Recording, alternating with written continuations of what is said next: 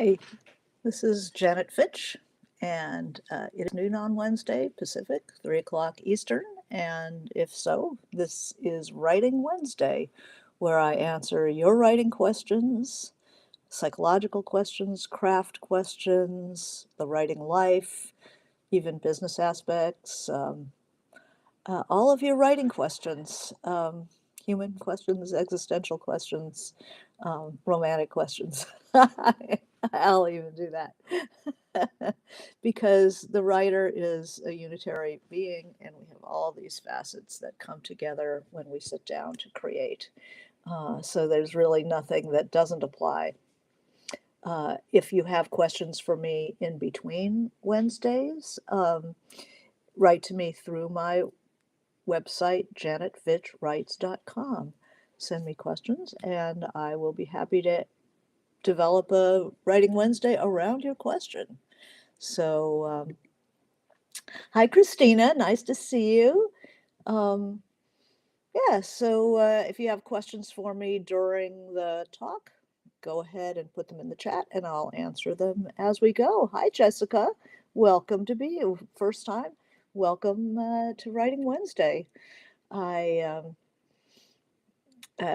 am currently in a holding pattern on something. Hi, Laura.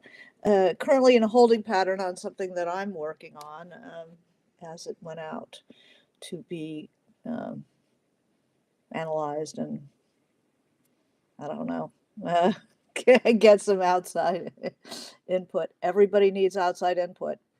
Writing group, um, even a good reader. If you have a friend who's a really good reader, uh, not even a writer, but somebody who is perspicacious in their reading life. Often artists are really good readers. Hi, Sarah. Good to see you. Um,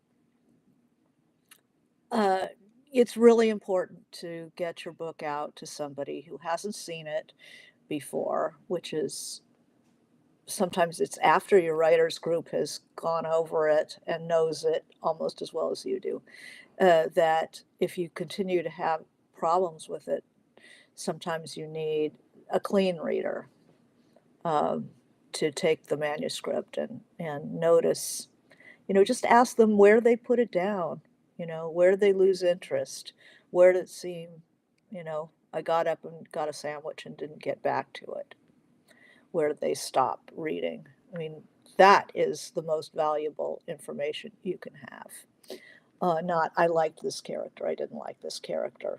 Because once your book is sort of gelled, you're not looking to necessarily to get rid of characters unless your clean reader says, you don't really need this character at all. And that's a piece of advice to pay attention to.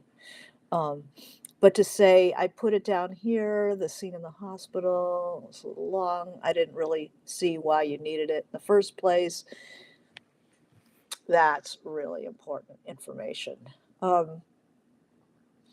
Laura asks, have you heard of or can you recommend Girl Friday Productions out of Seattle? I have no idea what that is. Is that a film company?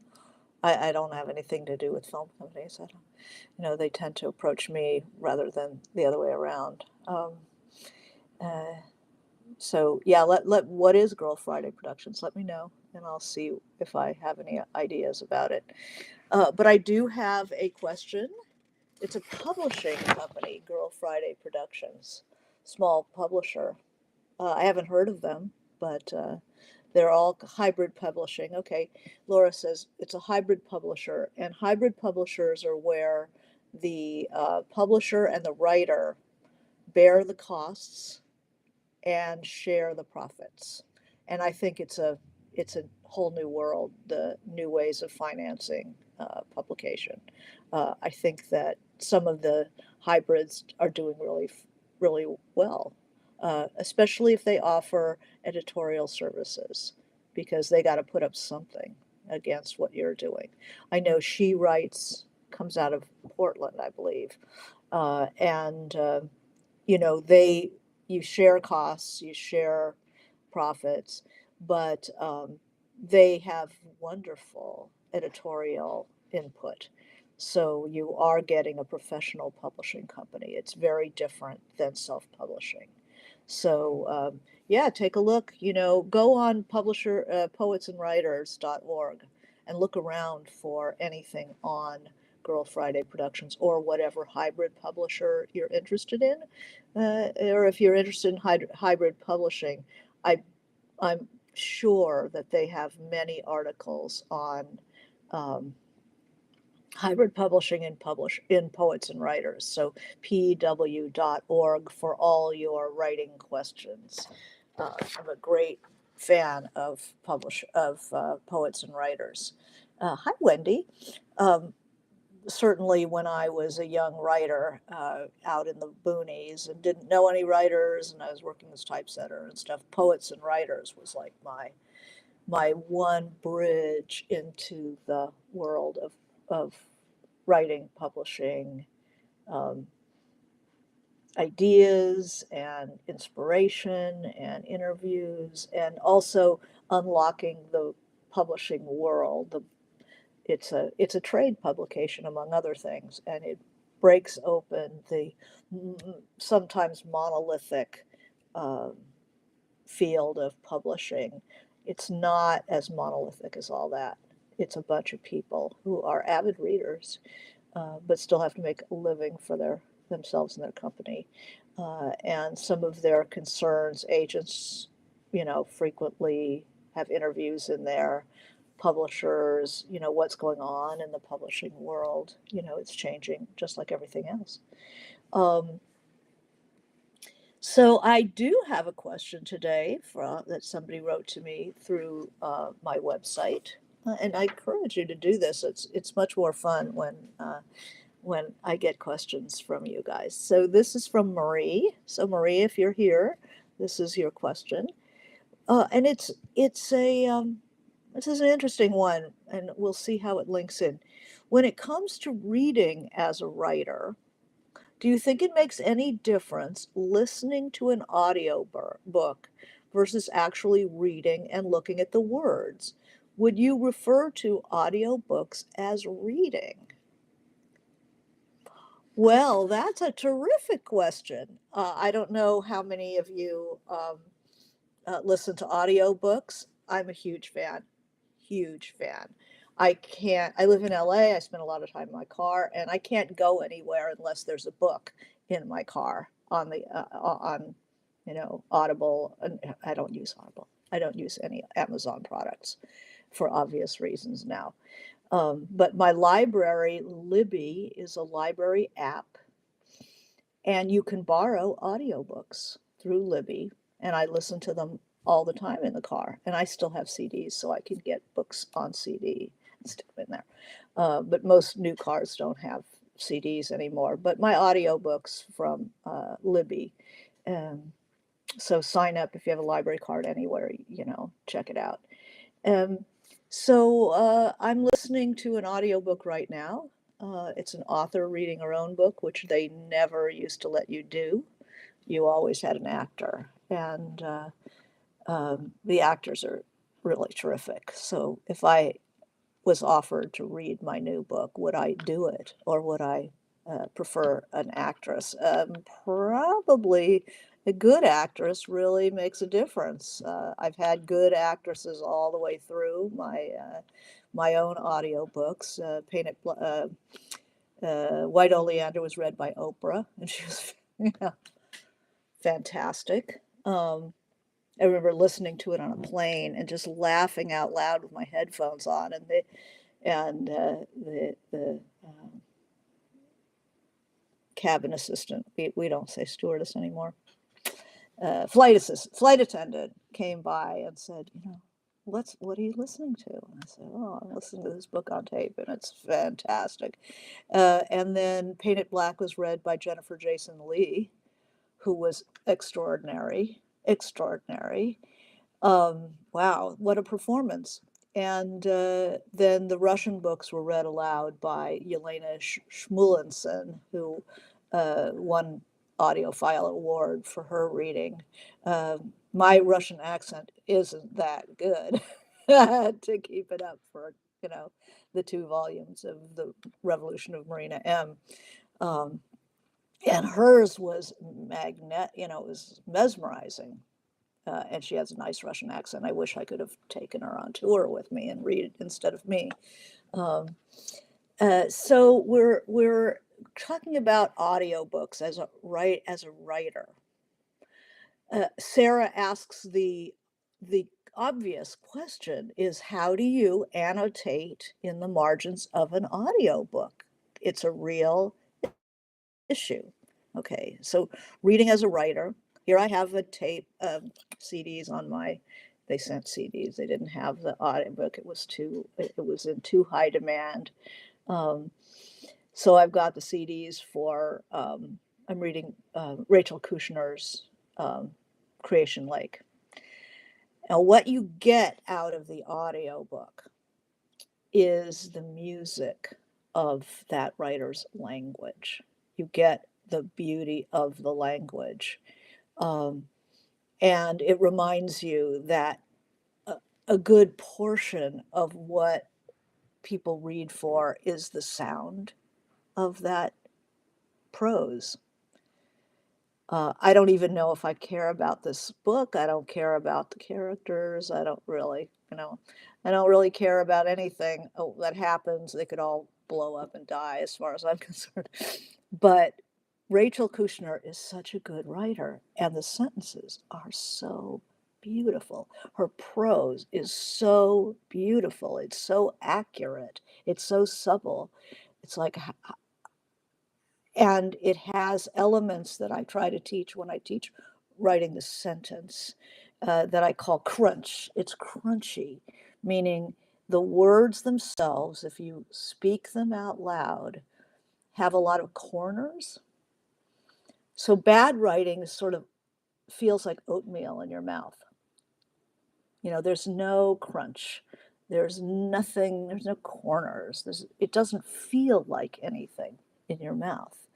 Um, So listening to audio and cueing into the music of language, if you are listening to audio and then you read your own stuff out loud, would you want to read that for 800 pages or whatever, 300 pages, 400 pages? Do you think a reader wants to listen to that for 300 or 400 pages? The audio, um, the reading of books aloud will be an important part of when you tour your book. You're not going to be just putting your prose up on a screen and saying, well, there it is, read it yourself. They're going to want to hear you read it. And believe me, if it has a music to the prose, if the prose itself is glorious, um, people will buy your book. Um, so it's a good practice. So listening to audiobook is a good practice because it cues you into this invisible part of writing, which is the beauty of the prose. Um, so so Sarah says, how do you annotate in the margins of an audiobook? This is, there's a couple of ways to handle that. If you're not gardening or washing the dishes or driving a car, you can actually take notes. Remember that from college?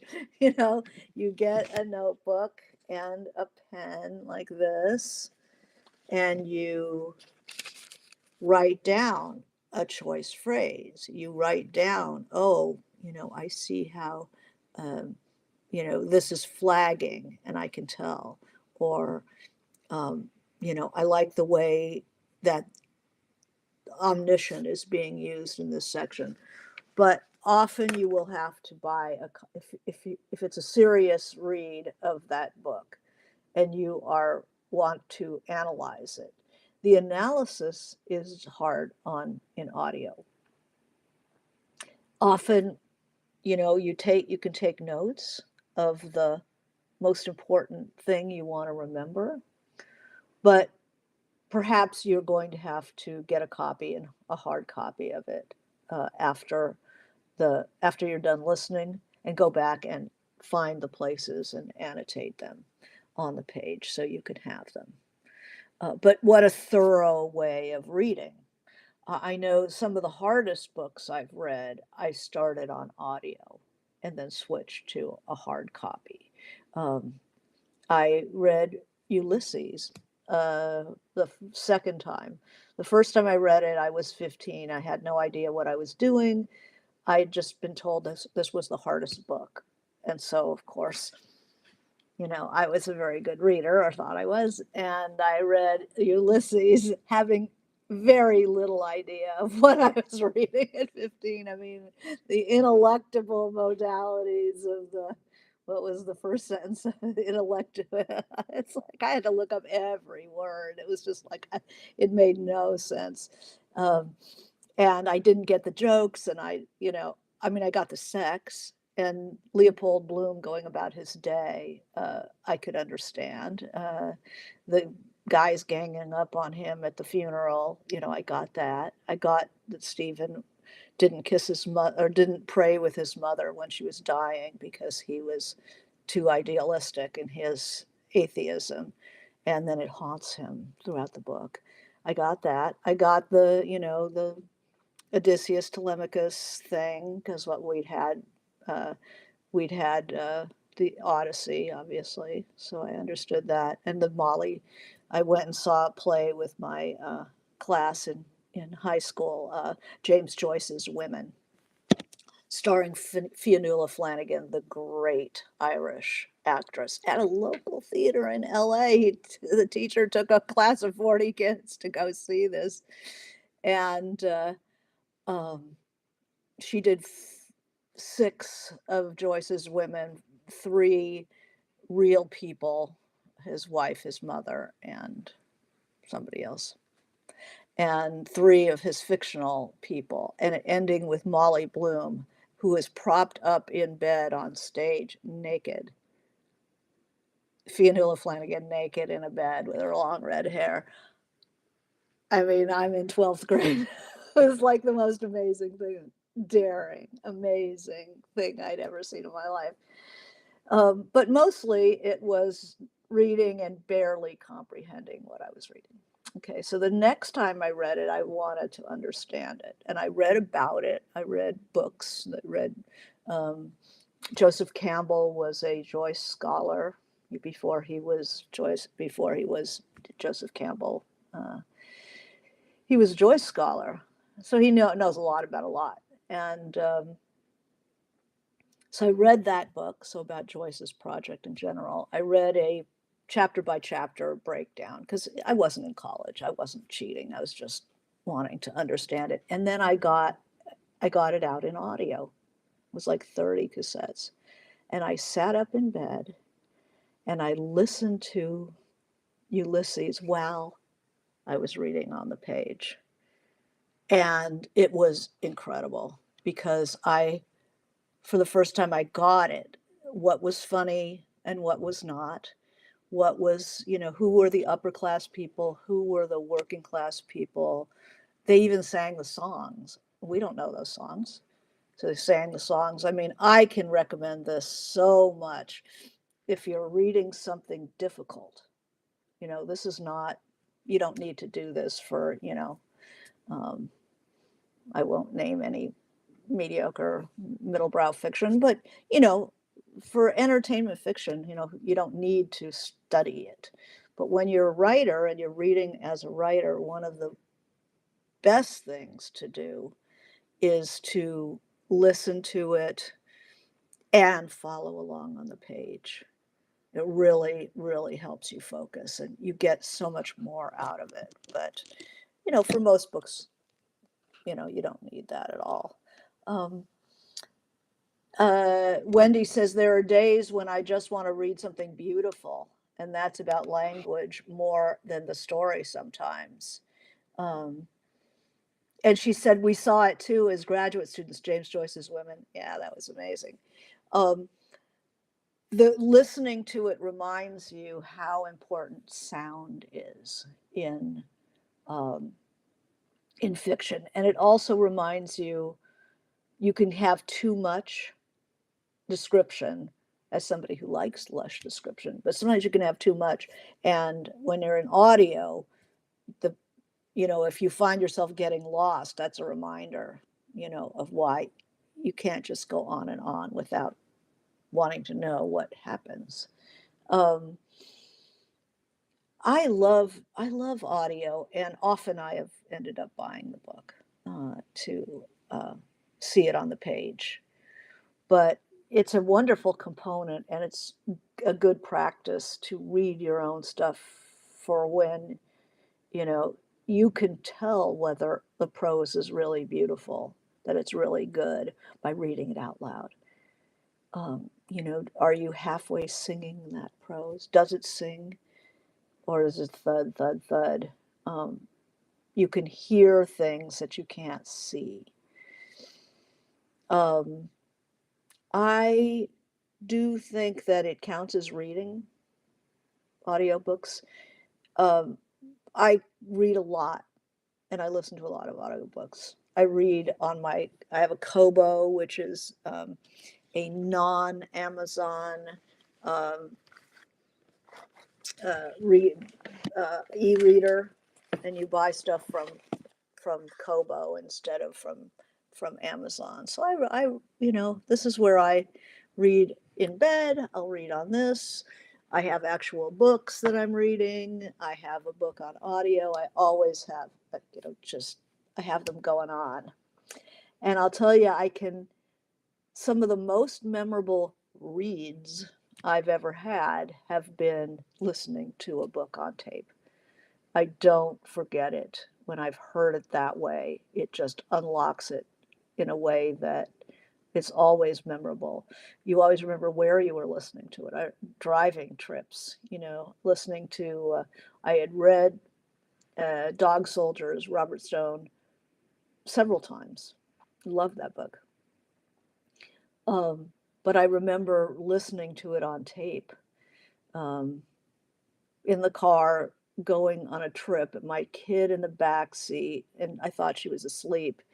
And we're listening to this crazy Vietnam era book, amazing, but really freaking intense. And suddenly, the little voice in the back, in from the back seat goes, what does this mean? Unsuitable for children.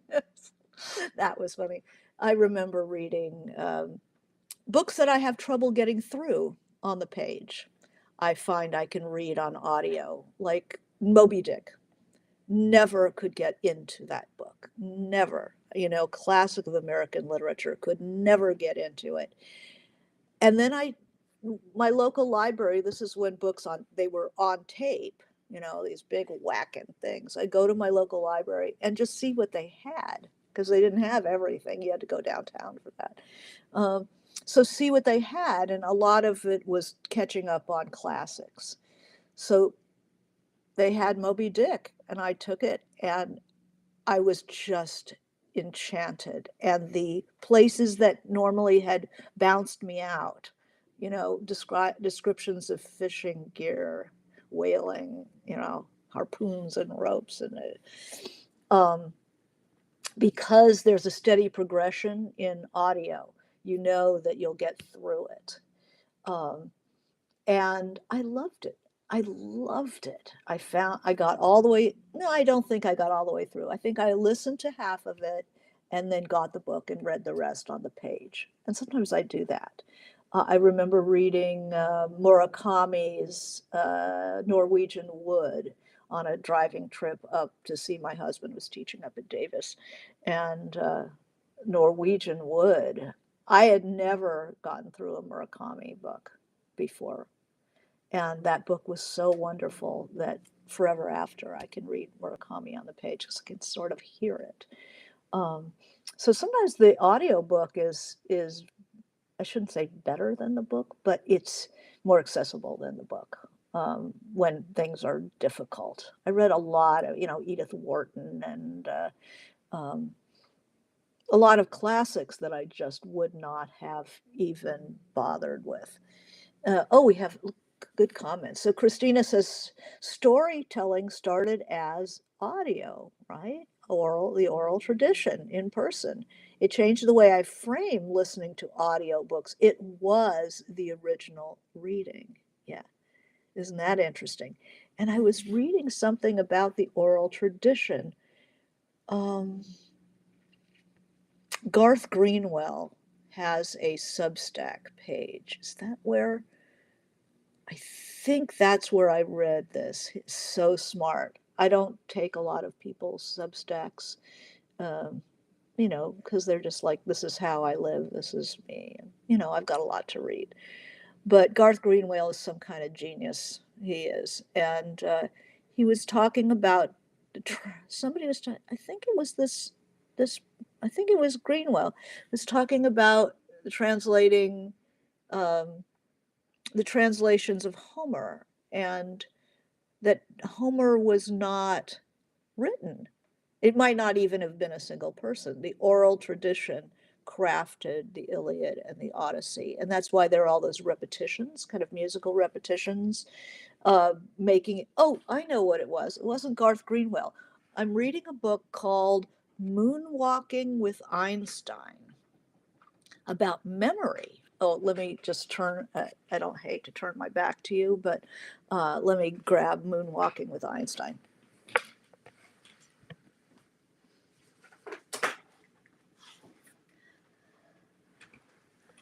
This is a book about memory, and he talks about how to memorize a poem. I have a terrible memory, so this interested me. And this is the one, and he was talking about the translation of the repetition and cliches in Homer, in the Odyssey and the Iliad, are not, were not in their time seen as a negative thing. The importance was to be able to memorize a 2,000 line poem. And so, like a song, like the chorus of a song, these are memnotic devices. Uh, you know, Rosy Fingered Dawn, Clever Odysseus, Gray Eyed Athena. She's always Gray Eyed Athena, it doesn't vary, because it's a memnotic device. So our original crafting of a narrative had repetitions, much like songs. Actually, they were sung, and melody makes another memnotic device. So repetitions are something of use in a oral narrative. I thought that was very interesting. I'm super into memorization right now. I'm learning how to memorize a pack of cards and stuff like that. But anyway, that was just a bit of the oral tradition and how it worked. Choruses and stanzas, and choruses and stanzas, more like a song. Once language started to be written, then novelty became more important. The actual choice of words became much more important once writing began. It used to be, it didn't matter if things were well written or not. It was the narrative, and somebody being able to recite it was the feat of creativity. Um, let's see. Laura says, after listening to Michelle Obama's book, I felt like I knew her. Yeah, yeah, the intimacy of the spoken word, because we all begin as readers listening to, no, not all of us, but those of us were fortunate enough to have parents who read to us. It's such um, it's a nurturing moment in people's lives, where you know, people don't necessarily interact a lot with their kids. Everybody's running around in their screens, and you're eating and you're cleaning up and you're schlepping this way and that way.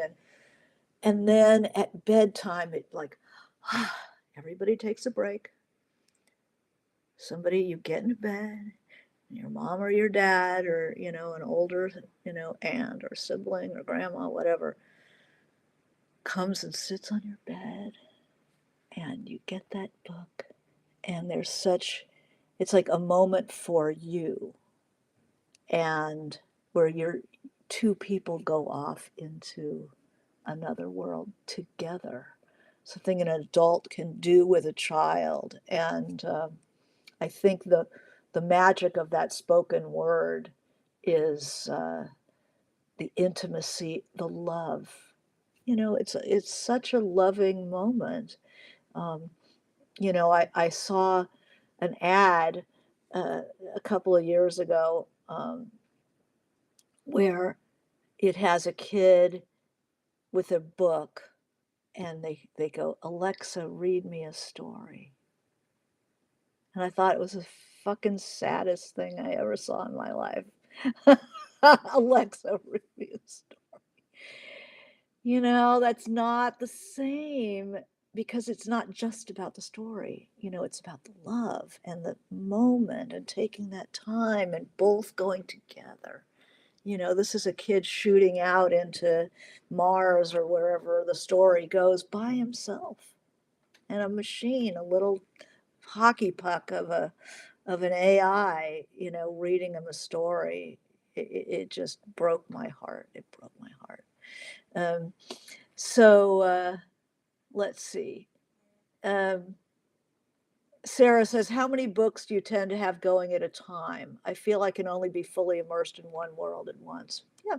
How many do I have going? I have a book in the car. I have a book by the bedside. I have a book here, a novel, a hard book downstairs, a book that usually on a topic that's really draws me. I'm reading Bell Hooks, All About Love. It's upstairs by the bed. And then I have a book, just a bunch of books on the Kobo. Usually when I travel, I'll take the Kobo. And so I'll have something going on the Kobo. I don't at the moment, though. Um, but for me, a different book in a different place is a different world. And that's part of the memory thing as well as place is very important. Um, like where not only the Jack of Hearts, but where the Jack of Hearts is, who is the Jack of Hearts, and where is he? That help you remember a whole deck of cards. Um, Wendy says, I recommend the book Thief audio to eighth graders. That's interesting. Sarah says, wonder if short story collections are good on audio. Yeah, I could never get into reading Dennis Johnson. And every writer is a Dennis Johnson is insane for Dennis Johnson. And I got um, the first one, Jesus' Son. I saw it was listed on Libby on the library app. I said, okay, let's get this out and listen to it in the car.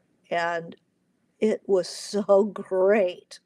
It was so great. It was so well done. And ever after have become a great audio book reader. Another book I wanted to read, but it just like it seemed monumental.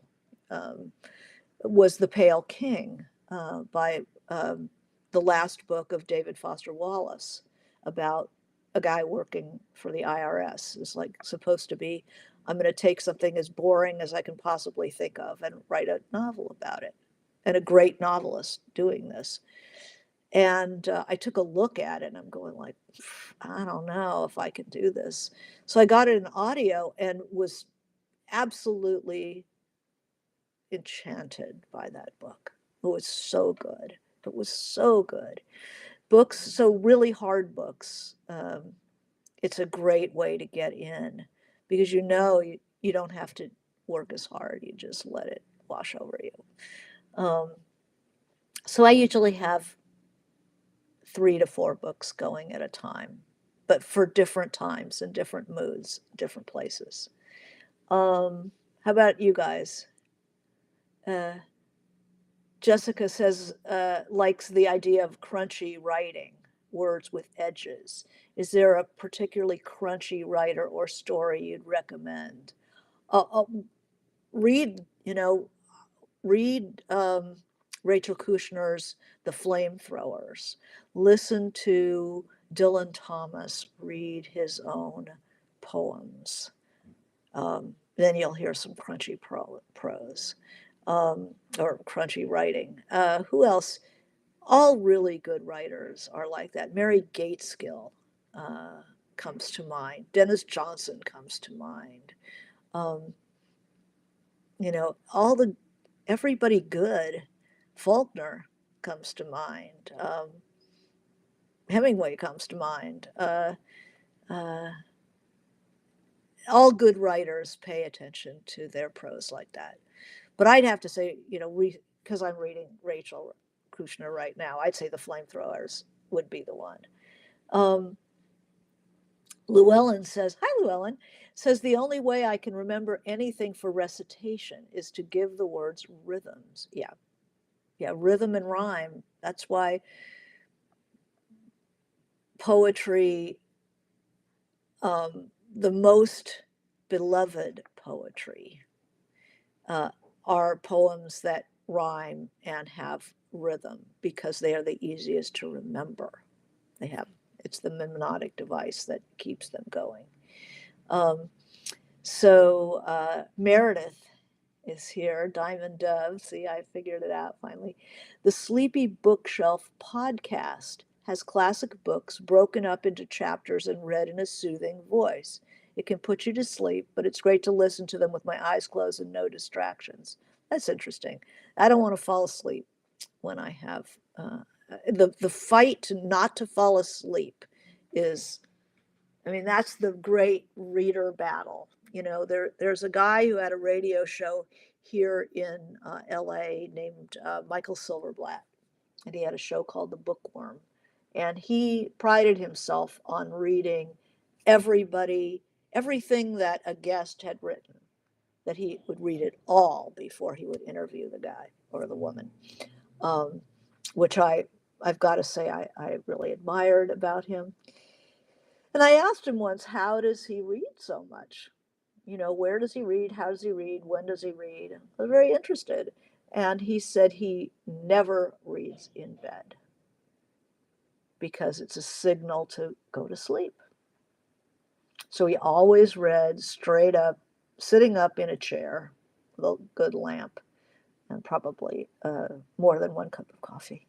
Uh, so that's why I save a book that is pleasant, that draws me by subject matter, um, but that doesn't require a lot of mental activity for bedtime reading. Because if I fall asleep, I fall asleep. Um, but for serious fiction that you really have to apply something to, you know, it's in the morning. And generally, I was, this happened a couple of years ago. I was thinking, I want to read 100 books. Oh, because the books were piling up in my house. Because I go to a bookstore and they jump off the shelf and they stick to me like sway. There's a, they harvest hashish they take somebody in a suede suit and they send them running through the fields, and the pollen or whatever it is sticks to uh, the suede suit, and then they scrape it off and make the bars. And I'm like that in a bookstore. I mean, the books just stick to me. So I had a pile, more than one pile of books that I'd bought, and I'm like, how am I ever going to get through all these books? And I said, okay, I'm going to read 100 books a year. I have to read 100 books a year to just make a dent in what I'm doing to my house. And so I read aloud and or I read for 10 minutes on a timer and then saw how many pages I read in 10 minutes. And then I pushed it, which this is how you train faster reading. I pushed the time, you know, it's like if that first read 10 minutes was 8 pages, I'd push myself to read 10, try to get reading faster. And I noticed that I get lazy and I let my eyes drift or I think about stuff and, really bear down and speed up and then go back to reading at normal speed. That practice of moving your eyes faster will actually improve your regular reading speed. I did that a few times to try to amp up my reading speed. So once it was at a acceptable level, I counted, like, if I was going to read if I was going to read 100 books, I'd need to read 2 books a week. And if I was going to do that, how many pages or how many minutes do I need to spend reading every day to get 2 books a week? And for me, it's 90 minutes. I have to read 90 minutes a day to get through 2 books a week, 100 books a year. Um, and it's that's how I read. I try to get 90 minutes a day in, and it meant no, I don't read newspaper. I do sort of sometimes, but basically I don't spend the morning reading the newspaper. I read a book. I don't read magazines. I don't read crap online for the most part, unless I'm depressed, in which case all bets are off. But I try to really focus on those books. And then the audiobooks read themselves. Um, let's see what we got. So LMAE, hi, welcome. So says it's almost as bad as a baby's first word being Alexa. Oh, the reading of a bedtime story by Alexa. Yeah, that's just freaking heartbreaking. So Llewellyn says, a question for future topics, how to approach second drafts. Oh, second drafts. I can do a little bit of that right here because you're right here and all of you are right here. Um, second drafts. Okay, so first draft is just hand-to-hand combat, getting to the end of the first draft. I have no idea what it's about. I just follow story. I'm getting there. Maybe I don't get all the way to the end because I have no idea what it's about. And I just feel like, okay, that's sort of the territory. It's like cut out the granny squares and laid it out. I know what it's basically the contours, where the boundaries are going to be. And then second draft is like, okay, I don't have to start where I started. Is there anything I can take out? Is there anything that needs to be in there? I 3-hole punch and put the pieces in that notebook and start moving them around. I see where something that just doesn't fit anywhere, I put it aside. I put a blank piece of paper in there saying to come, something to come. It needs something. Like I'll have a scene between, you know, Doug and Donna, and then another scene with Doug and Donna right up against each other. And I know I need something in between. It has to vary. You can't just keep hitting me with Doug and Donna and just say to come.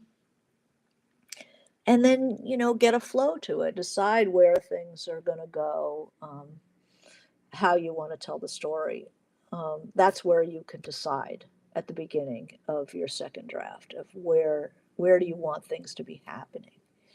Um, and see what will fit and what won't fit. That's how I approach the beginning of the second draft. And then as I fight my way through the second draft, creating those scenes that didn't exist, trying out this new flow, maybe I start in a different place or I'm using a different technique than I thought I would. And then sometimes I can actually get to a real ending if I can figure out Like, what is it really about?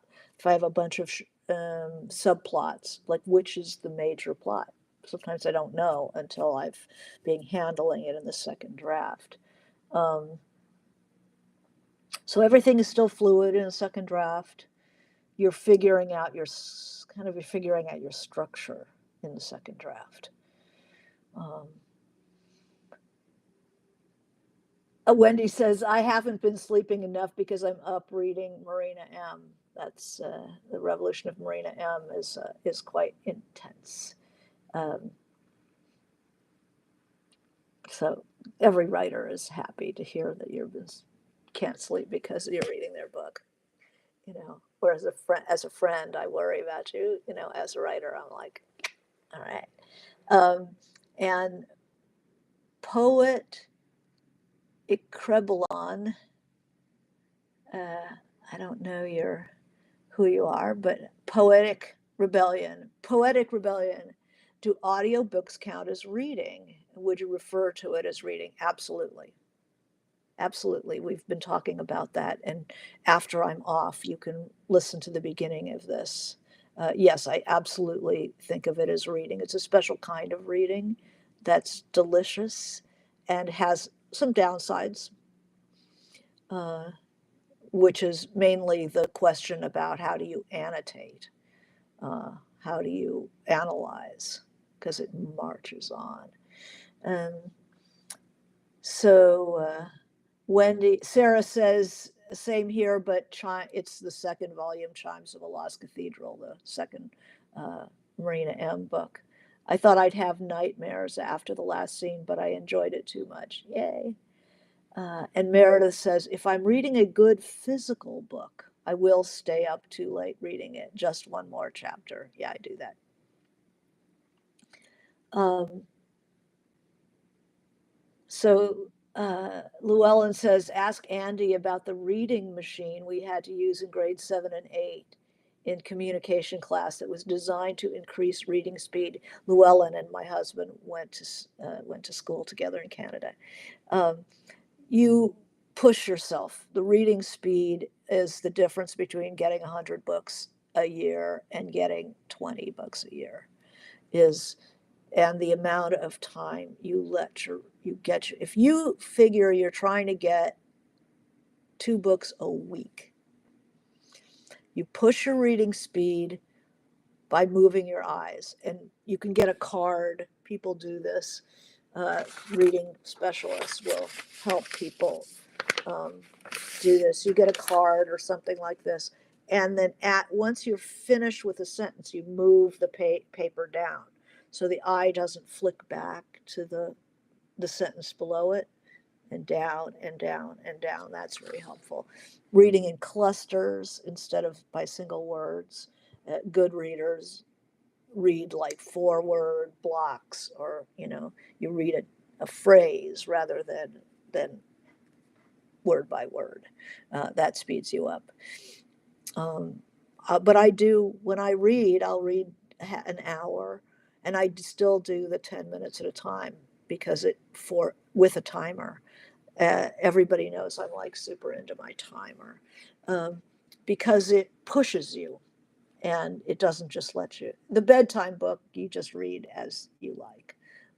I just read as I like, but the serious book that I'm reading during the day is I push the reading, and I mark them up. It's very difficult to get rid of a book, um, to sell it again once I've done with it, because I write all over it. Um, is there anything else that we can talk about these? Do audiobooks count as reading? Absolutely. And I always want to get another book in. And you have to remember that also the sound is going directly into your head without the mediation of thought, which is when you're reading like this.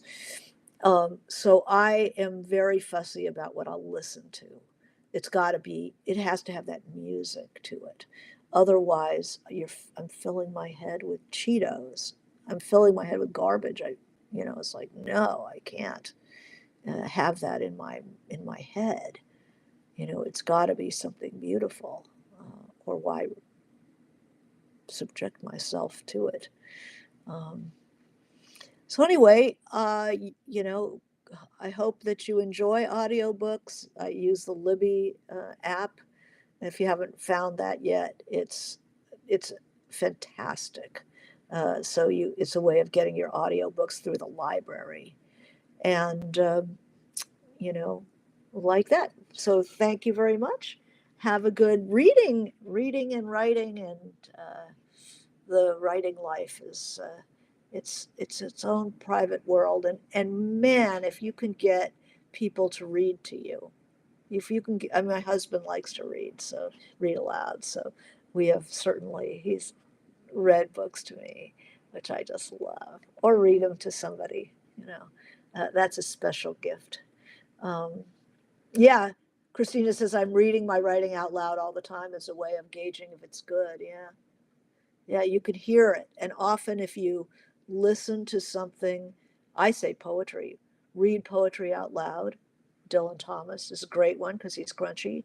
And then when you write your own stuff, you'll and read it out loud, you'll hear, um, oh, was there any music to that, or does that feel like oatmeal? Um, Mary Jane, thank you for joining me, and Jennifer. Yay.